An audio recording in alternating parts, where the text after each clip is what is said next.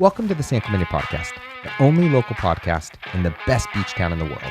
We're here to bring you weekly episodes highlighting everything from sports, culture, entertainment, politics, and everything else this beach town has to offer. Welcome to the San Clemente Podcast, the fastest growing podcast in San Clemente, California. I'm Jeff Moore, your host, and I'm thrilled to have you here. Joining me today is my incredible co-host and partner, Brian De La Puente. Today we have a very exciting guest coming to you live from the studio in San Clemente, 2024 Sports Wall of Fame inductee, Tim Butler. Tim, welcome to the show. Thank you. I'm glad to be here. Awesome. So let's kick us off a little bit, share a little bit about your story, maybe take us back to when you first came to San Clemente or how you were brought to San Clemente, My parents moved here in 1953. I was born in 1950. I was 3 years old, and my dad was in real estate, so it was a good place to be. And so I just ended up going through the school system, all the different sports and stuff growing up. When Concordia Grammar School opened in 1955, I was a kindergartner there. When San Clemente High School opened in 1964, I was a freshman there. When Saddleback College opened in 1968, I was a freshman at Saddleback College. That's insane. Starting off all three of those schools. This is the epitome of why Brian and I wanted to start this podcast, was because of guys like you. And your stories are inspirational. You've been in and around San Clemente for your entire life, which dates back to the 50s. So the stuff you've seen is just, that's priceless. That's what we want to preserve. 100%. We were talking earlier about some of the records you still hold at San Clemente High School. The longest standing athletic record for the football program, 5 touchdowns versus Mission Viejo, 1967. Running back, Tim Butler. And one was called back. Oh, man. It was actually 6. Holding? What was it? Was it the O-line's fault? It was my best friend's. Oh, no. He was a fullback on the I formation, and he clipped.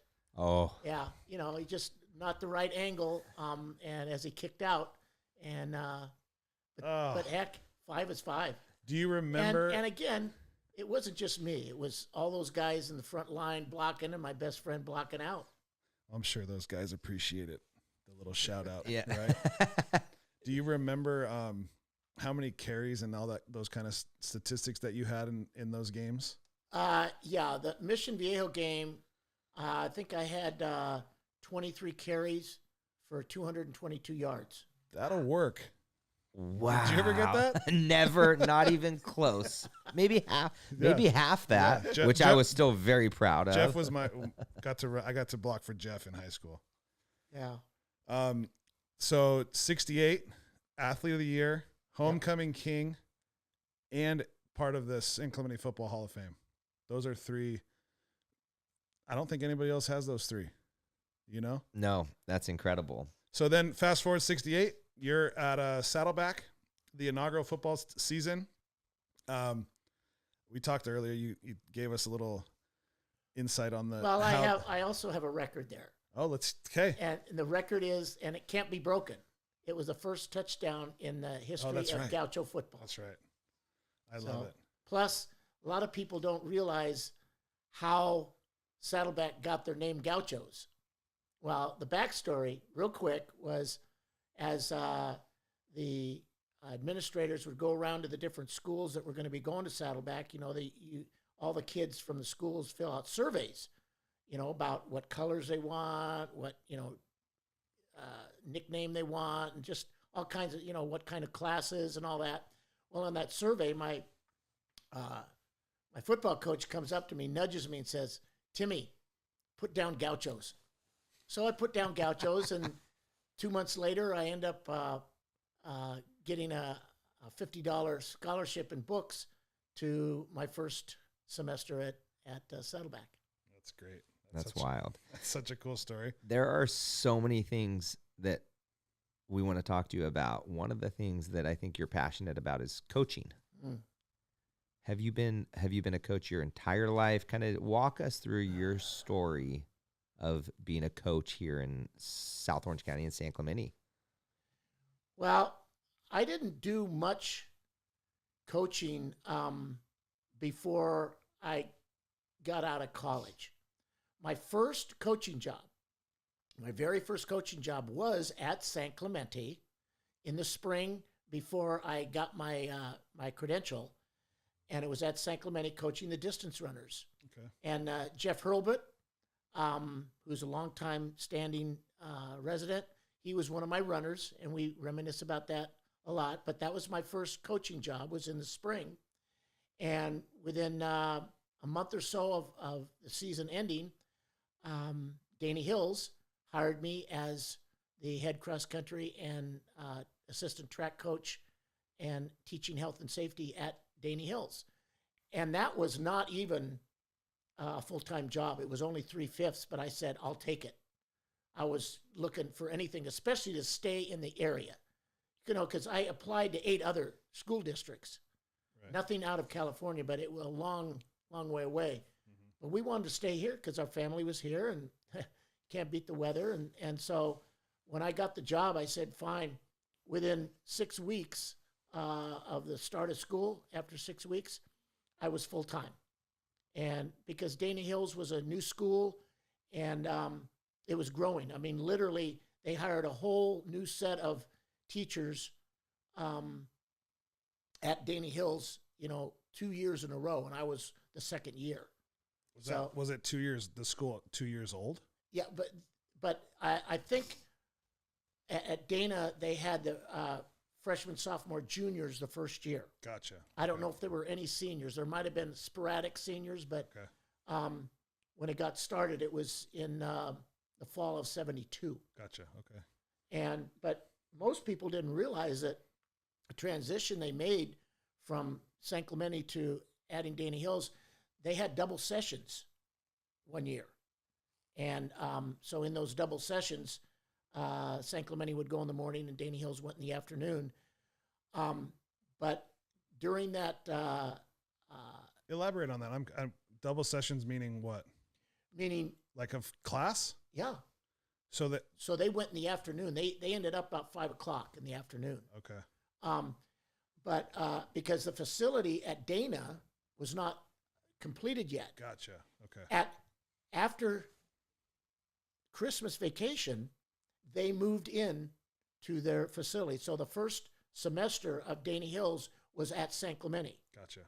And then they moved after Christmas vacation. The facility was done, and they moved into Danny Hills. Gotcha. But I wasn't there that year. Okay. Did they compete against each other while they were sharing a campus? Was that the part of the league? I believe so, because we were. That'd be weird. We were in the Orange League, Irvine League, Crestview League, and then South Coast League started in the mid-'70s sometime. Okay. But we were in different. There were different leagues, or we changed our league, but San Clemente and Danny Hills were pretty much in the same league. Okay.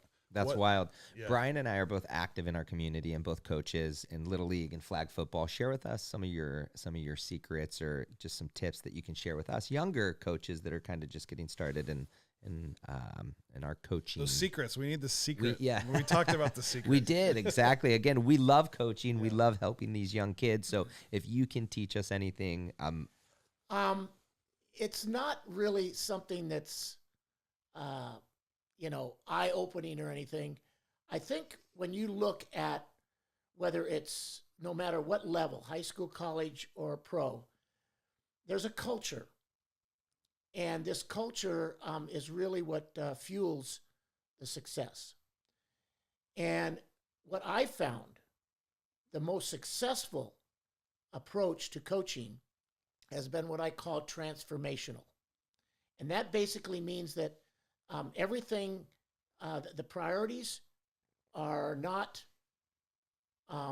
conditioning. It's not the physical part of it, but it's the heart part of it. It's the relational part. And most coaches miss that. They think when I go to clinics, coaches, they're all eager and ready to write down the secret workout that I have. And when I start talking about how important relationships are and how the motivation level rises when that is the most important thing, they all glaze over like, like a deer in a headlight. Like, no, I want a secret weapon. I want this perfect workout. And it's not, because my approach is developing a relationship first, a healthy relationship. And once that's established, you can build a trust.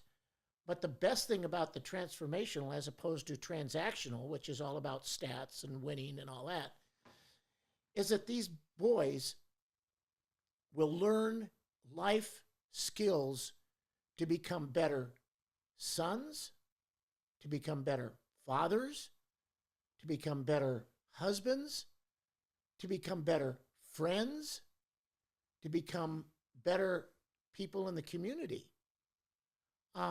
And so, because it's transformational, it carries, all the way through their life. And,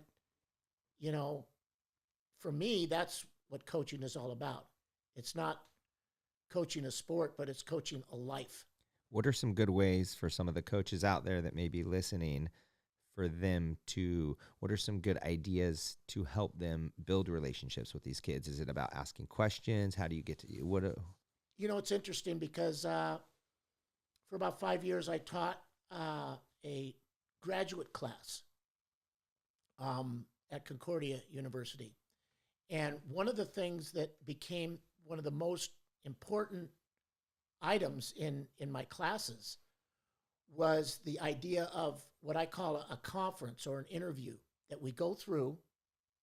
I go through with as many of my athletes as I possibly can. If I have a team of 50, I can usually only get to a dozen, maybe 20, every year. But all of them take the survey and they write it down, but there's only about, 15 or 20 that I actually get to go over with them. And some of the questions are basically, what's your favorite subject? What are your favorite activities? Who are your parents? What do they do? How old are they? Where are they from? What do they value most in life? You ask questions to get a little picture inside their real soul. But then there's the 4 H's, okay, that I ask them, and this is the best one. I ask them what their greatest hope is. In other words, what's their goal? If they wanted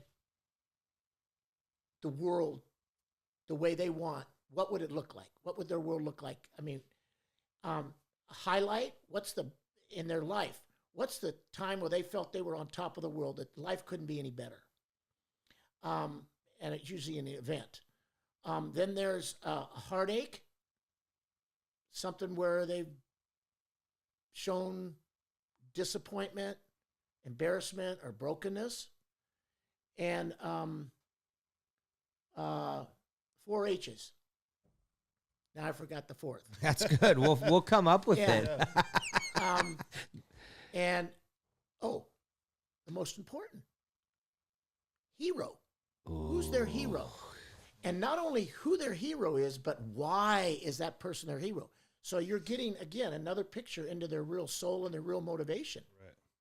So those 4 H's, I ask these kids, and you get to know them much better that way. And when you ask those questions, most of them are honest. And you'll find most of them will say their heroes are their parents. Right. Okay? Some of them are not honest with these answers, but you just have to, go on. But most of them are pretty honest. And with their life experience, most of the time it's just like the biggest disappointment was their dog dying or something. You know what I'm saying? Right. It wasn't, my house got ruined by a tornado or, things like that. Tragic, really. But through these questions, you're developing the foundation of a good relationship with these young adults, these young kids, and that's going to open them up. That's the secret, the 4-H's, which we didn't get out of him earlier. Right. No, I wanted to start taking notes there for a second, but I'm like, wait, we've got it recorded, so I can go back and listen to that. Well, I'm That's glad I remembered all four of them, because if you take an aptitude or acuity test, I wouldn't pass it. I was just a football player. I've been hit in the head too many times. Here's a question about the 4-H's. You spent majority of your coaching in the running track world. Yeah. Is there a different mentality than maybe like a football? Because you played both. So I know running, there's a lot of like probably guttural, like digging deep and finishing this race. Whereas football, you might have that on a drive or a certain game, but it's not as much of that like inner battle. At least it wasn't for me. Maybe in conditioning tests and those kind of things, but those are around running, right? So do you think that it translates between sports, or?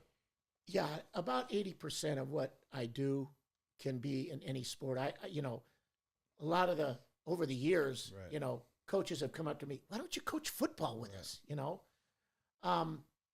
But I think, the reason why I named my book The Authentic Runner is the integrity or the personal honesty that I think comes out most in running or most individual sports. Sure, it's like stripped. It's stripped down. Yeah, you can't hide in right field. Right. You can't hide in left guard. Right. You can't hide in running, but you can in other sports. Right. And so, that's I like that. Yeah, it's I do like too. It's like the stripped down raw version. But you have to understand that if you're going to be the best that you possibly can be, you have to be honest with yourself. Right.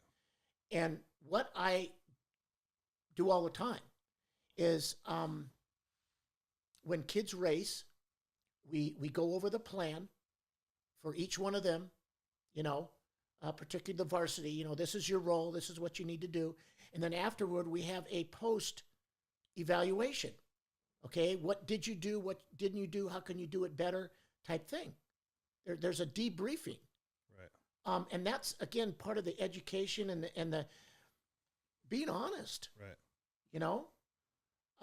And I think the kids get that, and they need to start doing that with not only their sports but with their life. Right. Because I kid with the kids all the time about, they're just not very smart. They got undeveloped brains, and they're not going to be very smart until they get to be 25, at least with the boys. So we kid about that a lot, and that gives them an excuse. Like when they say something or do something stupid, I'm going, guys, you just proved your undeveloped brain. Hello. It's not like I yell at them and say, you're idiots or whatever. But basically, I'm just saying, you'll get there, but right now, you did something pretty stupid. You got some work to do. Yes. Yeah, definitely. Talk to us a little bit. But you know what? Yeah. We were like that. Sure. Absolutely.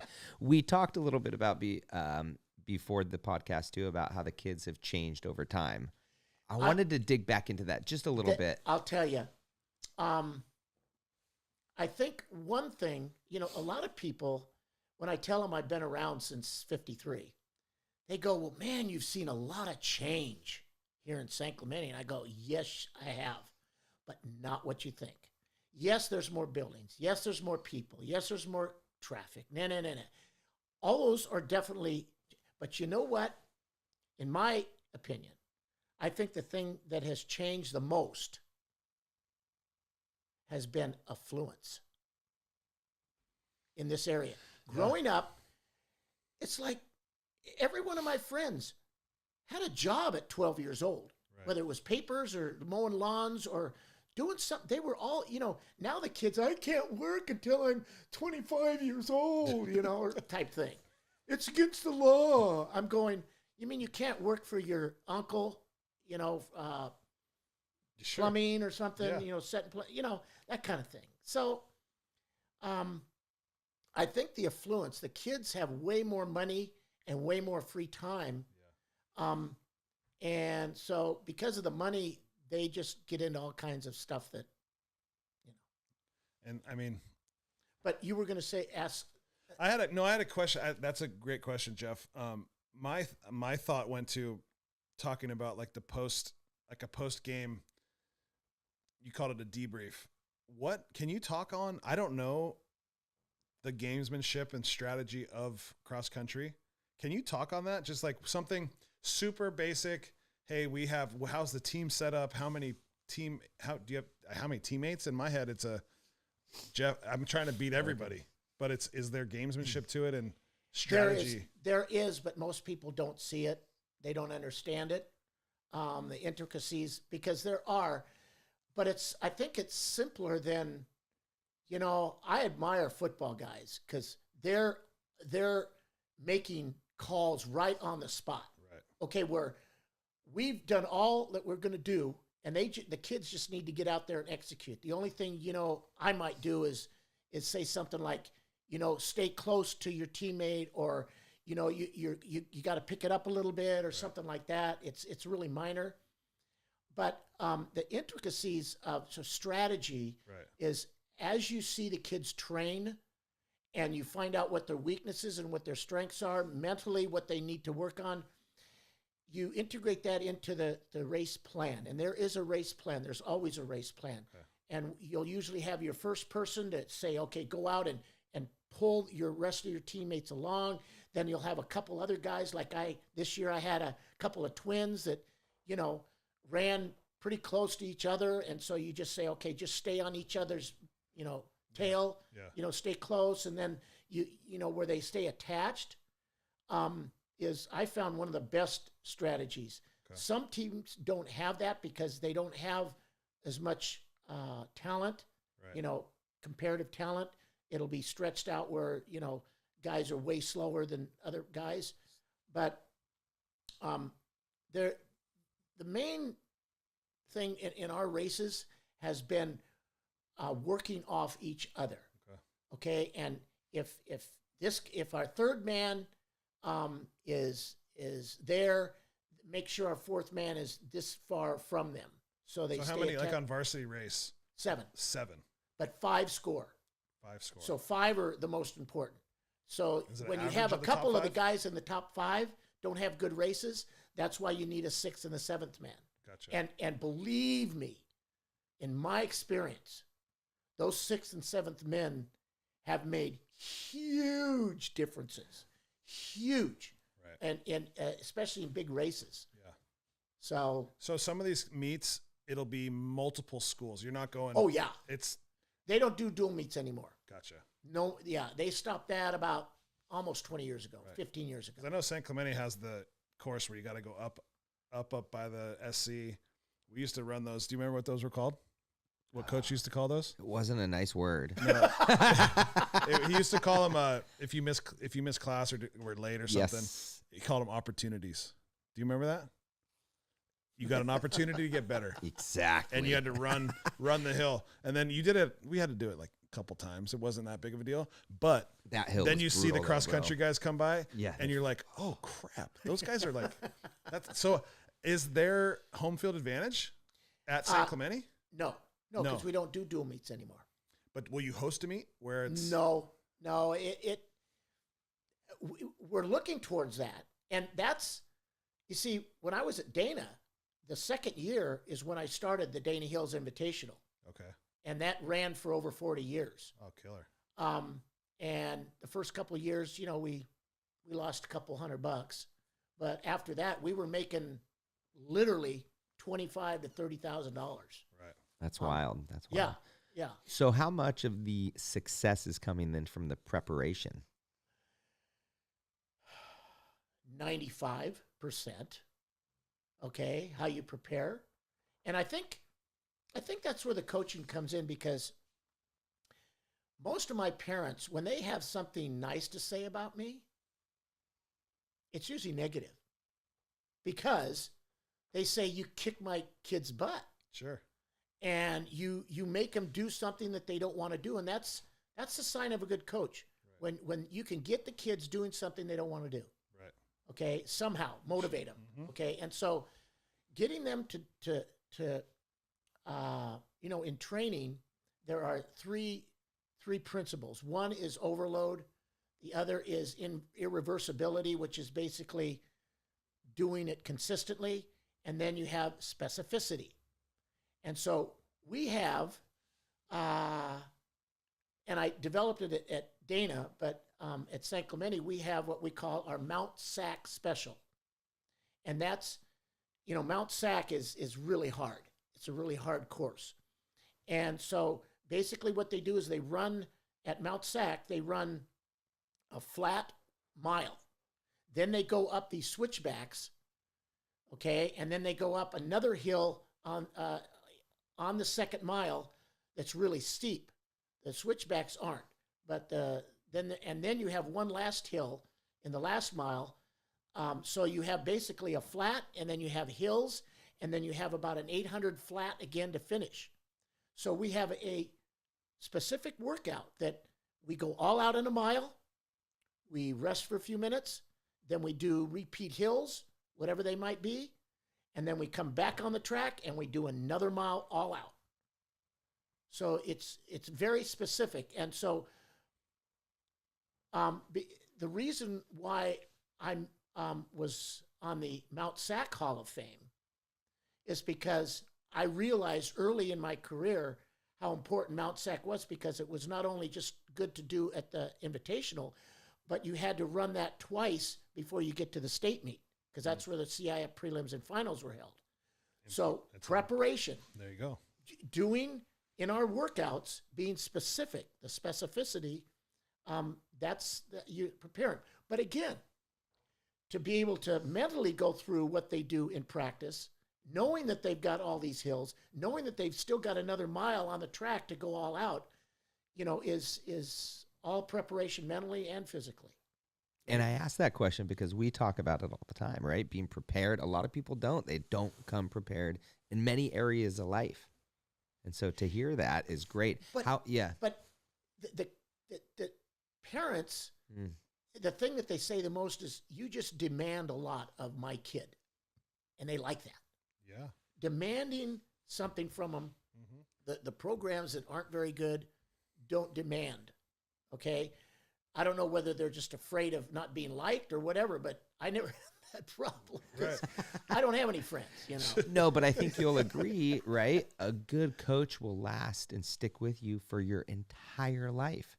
So as a parent, how stoked are you when you have a coach that is impactful in a great way to your son? You know that that's helping shape their lives. Sure. Yes. And the same probably goes for a bad coach.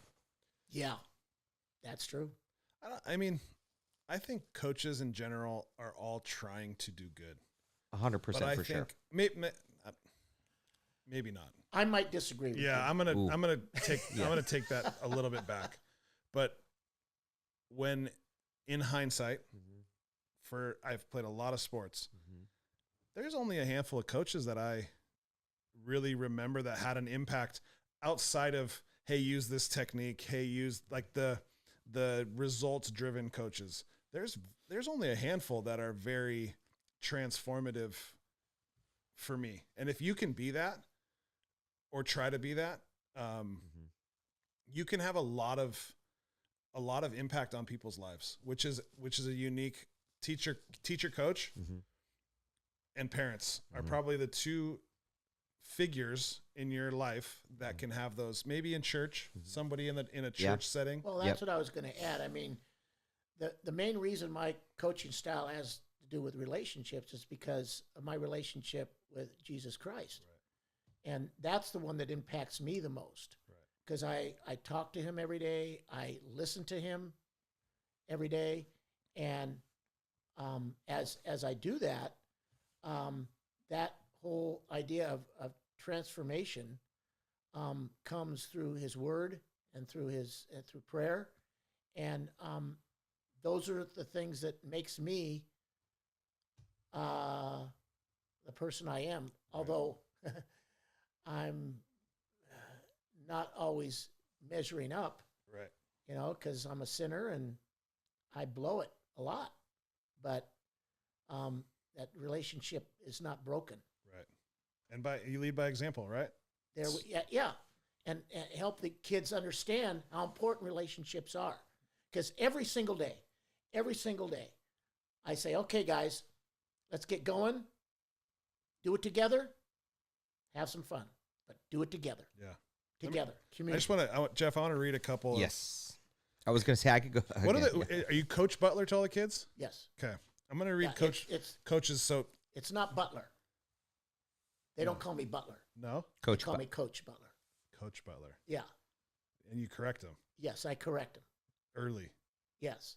First day. No, it's Coach Butler. It's Coach Butler. I still have coaches that call me whatever. No, you are Coach. There we go. Yeah, it's a sign of respect. It's all that stuff. So Dana Hills, 73 to 2015. This is just Dana Hills. 4 state championships, 5 CIF championships, 23 league championships, 37 consecutive CIF appearances.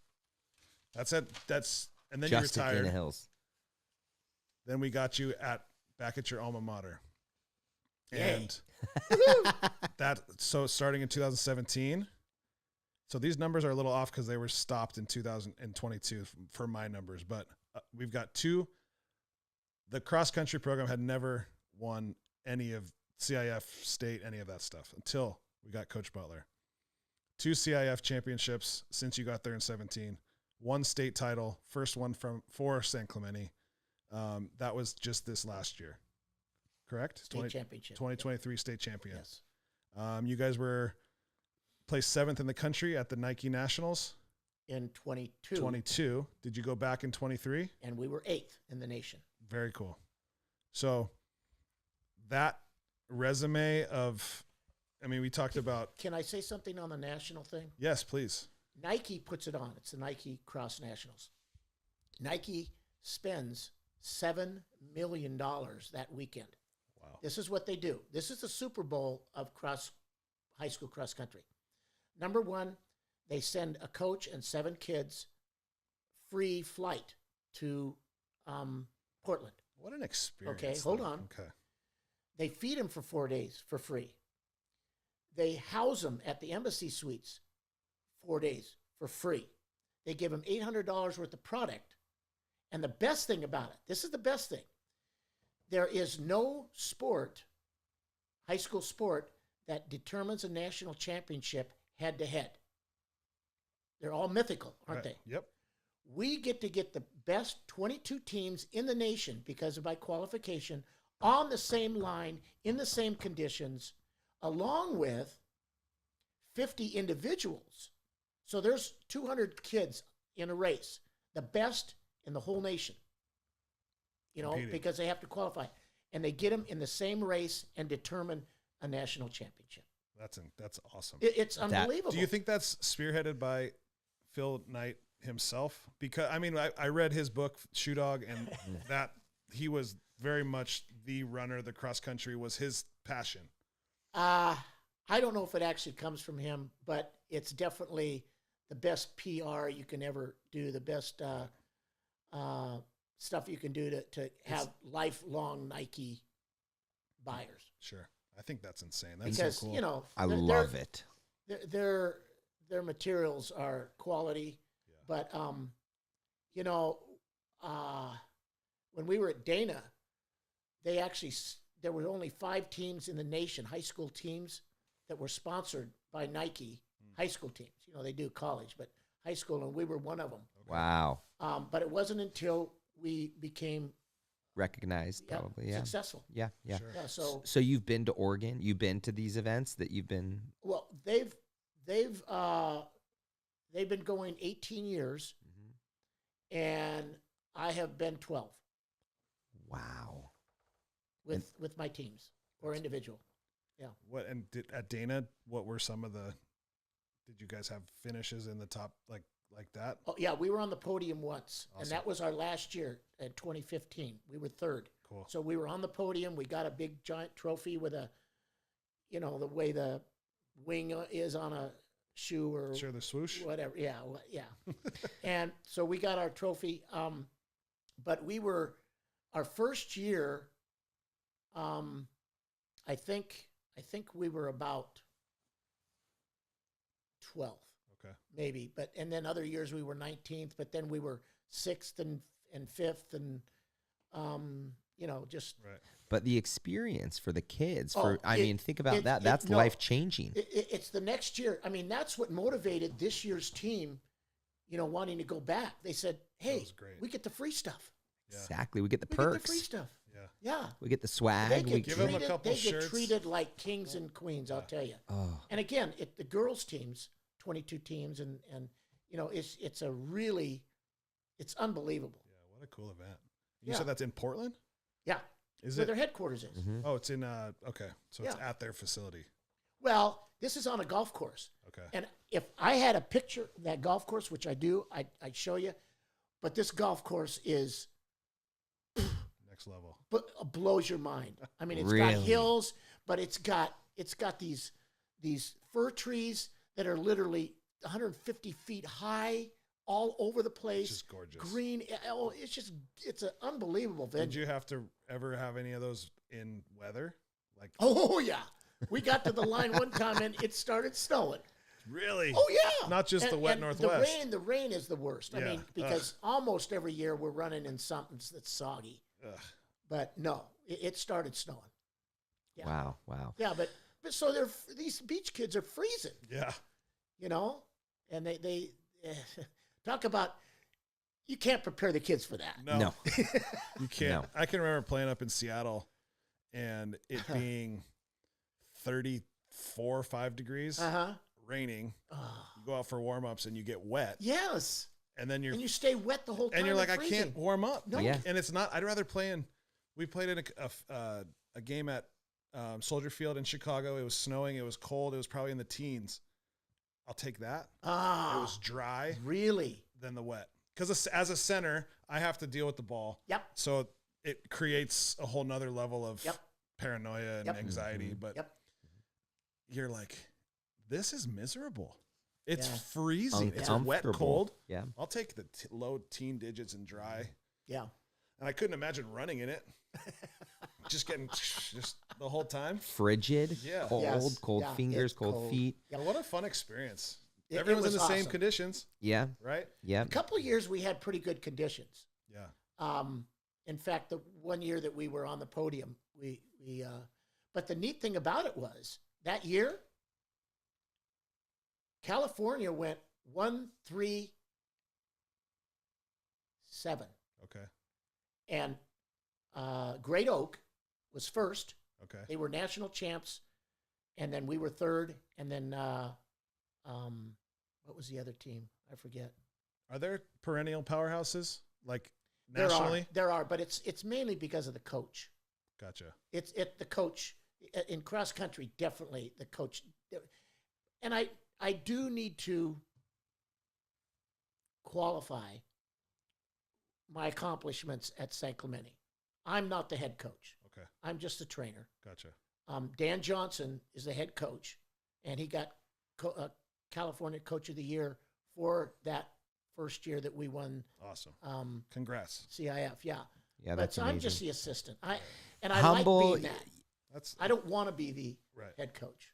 So, what advice would you give to the 40-year-old Coach Butler?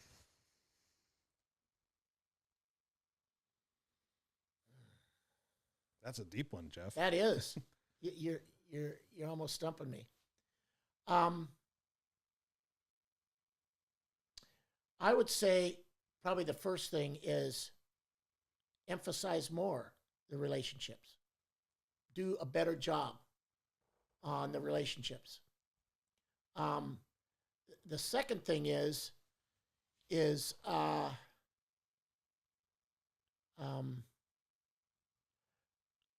probably I can't think of anything else. I think it's so do a better job of relationships. So, if you could rewind 30 Yeah. years from now, 40 years from now, you Yeah. would just do a better job building relationships. That's Yep. crazy because, again, we talk about that. Relationships is what it's all about, no matter But the what it world is. doesn't look at it that way. They should, though. Would you they agree? look at results. But That's would you agree that they Oh, should yeah. look at? Oh, yeah. I mean, think about But- that. And but not anything, sports, business, Yeah. you name it, But religion, you name You've it. got to understand, if you believe that we were created by God, God made us that way. Right. That's the way we were created, because he wanted a relationship with us. Mhm. It was all about his relationship with us. So, it's inbred in us. It's innate in us Absolutely. to desire relationships. And people who don't, see, this is my strength. But for some people, it's really hard. And I feel for those people that don't see it as important as the actual outcomes. But we know in life, billionaires are laying in their bed. They're ready to die. Do they ask for their lights in neon lights, in Times Square? Or do they ask for, their yacht to be there? What are they asking for? Their family, their Relationships. friend. Yeah. Exactly. That's what when you get down to bare bones, that's what human beings, because they're built that way. And people will deny that, but that's the way we're made. And I don't know how anybody could ever deny it. I look at any business deals that are done, and at the end of the day, it always goes back to relationships. Yep. It's a people business. My dad used to say, he's like, I'm not in the mortgage or real estate I'm in the people business. Yep. I'm not a coach. Yep. I'm in the relationship building business, Now, and that's unique. There are exceptions when you're just a researcher, where you're just dealing with germs and all that all day, or maybe even tax people. I mean, they're always throwing they're in numbers the- around, but they have The to nitty gritty they and the weeds of the taxes. Yeah. Just to learn a little bit more about you, what does a day in the life look like? Are you, when you're not working, are you at the beach? Are you going out Oh, to restaurants? man. What are you doing around town? Well, first of all, the best thing about retirement was getting rid of all the stuff I didn't like and doing the stuff I liked. One of the first things I liked was getting up late. I am not an early riser. I have so many friends that are early risers, and their day's all done by 10 o'clock, where, I get up about 8 or 9 o'clock regularly. Okay. Sometimes, like on Monday mornings, we have our long runs. So we're on the Beach trail. trail? Yeah. the beach trail at 6:30. Mhm. But and then Friday mornings I lead a Bible study for coaches. But other than that, mornings get up about 8 or 9, have my coffee, maybe a little oatmeal, maybe watch a half hour of Let's Make a Deal. I love watching people win. I love winning. So, and then do my devotions Uh-huh. with God, Uh-huh. and then makes phone calls to other coaches or friends or kids or whatever before practice in the afternoon. And after practice, I'll talk with a couple kids, see, because every day, the physical touch I think is good. And so I fist bump them and I look them in the eye every day. Okay, that's important. Just, the fist bump is just some kind of touch, but the eye, is like, Danielson. Sure. Look in eye, Danielson. Look in eye. Yeah. Oi. And so I look them in the eye and I fist bump them, and that's part of that trust thing. Right. And then I go home, and my wife usually fixes me a wonderful dinner, and we watch TV for a couple hours. Mainly, about 80% of it is sports. My wife she's fantastic, because she likes to, because she was a cheerleader in high school. She was girl of the year in high school. She was the best cheerleader at the cheerleader camp she went her senior year. I mean, she's such a quality person. But we'll sit and watch sports, most of the time, and we'll go over to the Iversons and watch Yeah. games. you know? Yep. And then we'll head to bed. Maybe catch an hour of Fox News or something, or CNN, something like that. Sounds like a great day. Yeah. Sounds It's like a awesome. great day. Any movies that you recommend Oh, Or shows. or shows? Yeah. We're looking for. My wife and I are looking for a new show. gosh. Movies. One of my favorites, of course, is Chariots of Fire. That's an old one, but it was an Academy Award winner, and it was about Eric Liddell. And I've read all 8 biographies that have been written about him. He's kind of like one of my favorite heroes.